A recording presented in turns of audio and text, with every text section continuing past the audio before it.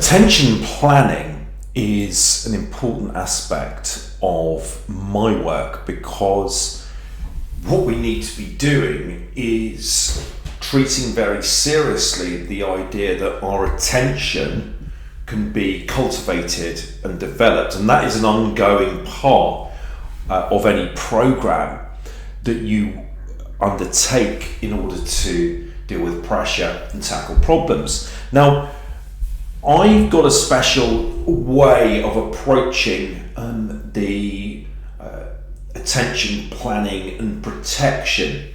I just want to explain why I give so much attention to attention and the way I frame it in the way that I do.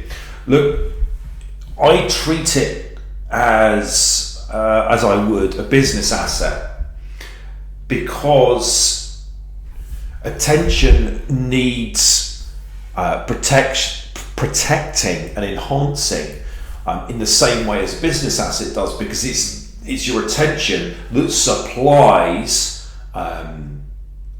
your results, if you like. In the same way that a house supplies cash flow, monthly rental income, and it's an asset and works in that way. So the two, I think, are fairly similar, but unless an asset is protected and optimized, then it doesn't produce in the same way. And that's why, in the same way I would have asset planning, I would have attention planning. And the way I look at this is fairly, I have to say, I hope it's fairly unique.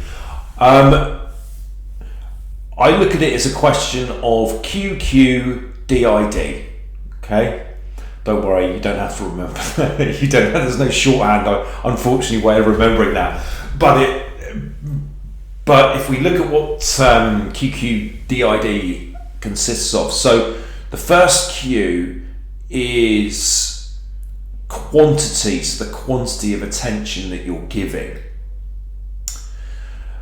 The second Q is the quality of that attention. All these are interlinked, by the way, but I think it's important we deal with them separately, because there's always an issue if it's not working. If your attention isn't working, there's a problem with the quality, the quantity of it.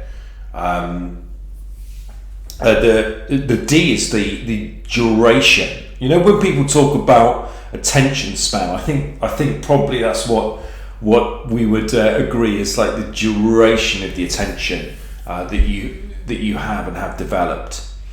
The I is the intensity of that attention, and look, it can be too much. Often it's too little, but there can be an over focus on a problem, and our attention becomes very fraught and very kind of, when it's too intense.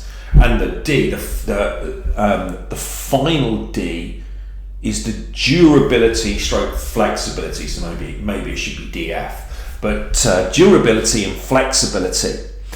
How we can move between different spheres, different subjects, maybe different problems or different areas of a problem that are maybe quite different, and our attention needs to be able to do that.